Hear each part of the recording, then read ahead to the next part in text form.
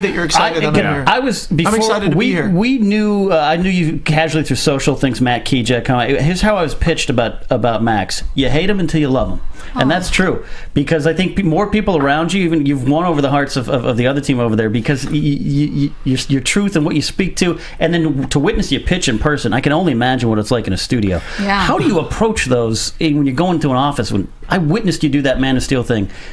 Off the top of your head in person. I go in, I listen to a lot of hard rap music in the car.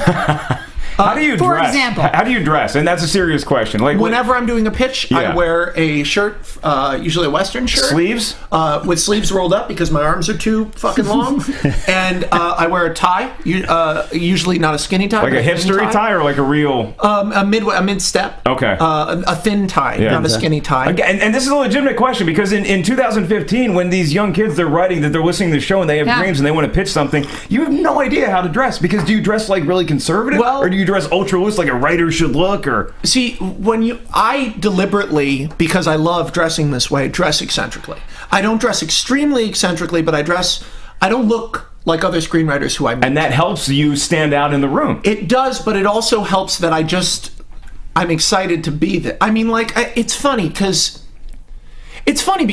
being John Landis's kid is this weird world where it helped a little at the very beginning, and then after that, it's been more of like I just have to work so hard to try to make up for it.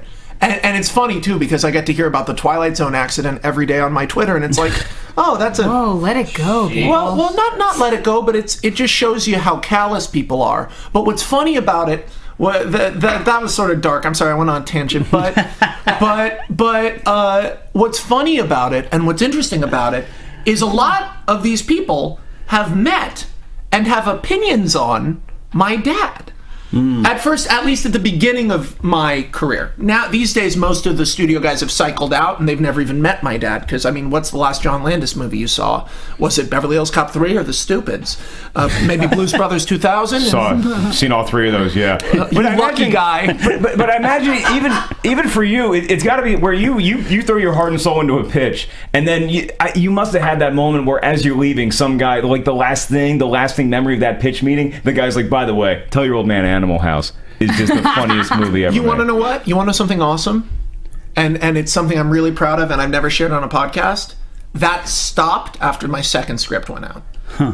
I mean, it was terrible for the first 2 years of trying to get a job because people wanted to talk to me and oh, woe is me, right? I'm sure you're in Milwaukee right now and you have a great idea for the next Star Wars and you're not here and you're like, fuck this guy. But Milwaukee's a great town and has a lot of... I've toured there. Yeah. It's awesome. Yeah, but there's not much film industry other than Red Letter Media. There's not a whole lot. Me doing a YouTube video from Milwaukee was the film industry in Milwaukee for the weekend. But to answer your question, my work, I'm lucky enough, or maybe I'm good at my job enough, that, quote unquote, that I don't hear about Dad much anymore. But I'm lucky also that that man is a really good dad. And, my parents are still together. My mom is the world's only doctor of film costume design. And they're both just, they're crazy, but they're they produced and they got together and produced you. I was going to say, this happened, so. Yeah. But I do wonder, when you have 14 things that you sold or 16 things that you sold and only 2 come to fruition, how do you get through that process? And are there scripts that you fell in love with that you just hope someday will go into turnaround so you can get them made somewhere else? Oh, that never really happens. Really? Unless there's a Chris Nolan attached to it or something like that. And you have to keep in mind, making money as a screenwriter is ultimately all you can really hope to do. The fact that I have 5 movies in the first 4 years of my career and maybe a TV show, and I also made 2 shorts and I do this stuff in my own time, is an outlier to the point that I can't think about it because I feel I don't get it because I'm in these rooms and I see how hard it is, and so I never try to get. I mean, I do get too attached. Of course, I love the script for Chronicle 2. Yes, my version of this property that I'm not allowed to talk about from 2 years ago was, I think, better than the current one. The movie for Disney was cool. Pied Piper is a good script. It's somewhere at Fox, who knows where. But the second you start getting bitter, because I've written now like close to 100 features, and I've only sold like 16 of them. And so if I was thinking every time I sat down to write, if this doesn't get made, it's a failure, I would have put a gun in my mouth 10 years ago before I even sold anything. It's a great lesson to young screenwriters out there. Writing, not burying your head in one. Yeah, it's great. You want to put your love into it, but then you see that a lot of young people come to town. I got a script. You need 50 to maybe even get in a room. Well, that's the fucking problem, Ken. Is that's not true. Okay. It's just luck. I made this video for my YouTube about how people succeed in the film industry. Right. So you got people like me who were born around the film industry. People like me, J.J. Abrams, Joss Whedon, P.T. Anderson. Oh, I'm sorry, no one talks about them, but as that, but that's true. Josh Brolin. You have people like that, and then you have people from completely outside the industry who just got lucky.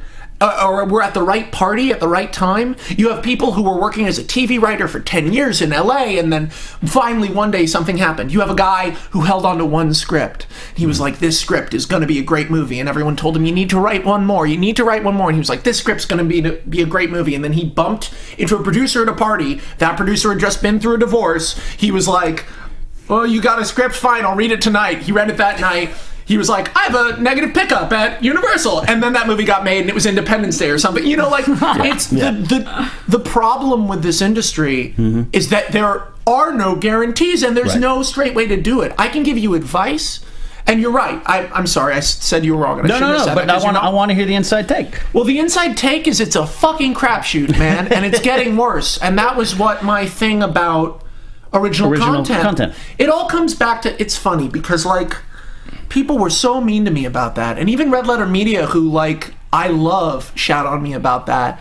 I don't think they read what I said, because the truth is, the harder it is to do original content, the harder it will be for there to be new screenwriters. And that is important to me. And you can say, oh, there's Ex Machina. That guy had been a cinematographer forever. You can say, oh, Birdman. Again, people who were established a long time ago. It's getting harder and harder for new voices like Aaron Moorhead and Justin Benson, who just go make their own movies, or even like the guy who did Contracted, which in its way is pretty effective film. You know, I'm sorry, I'm just rambling. No. Yeah, I mean, the luck quotient of it to me means that at least there is a chance for somebody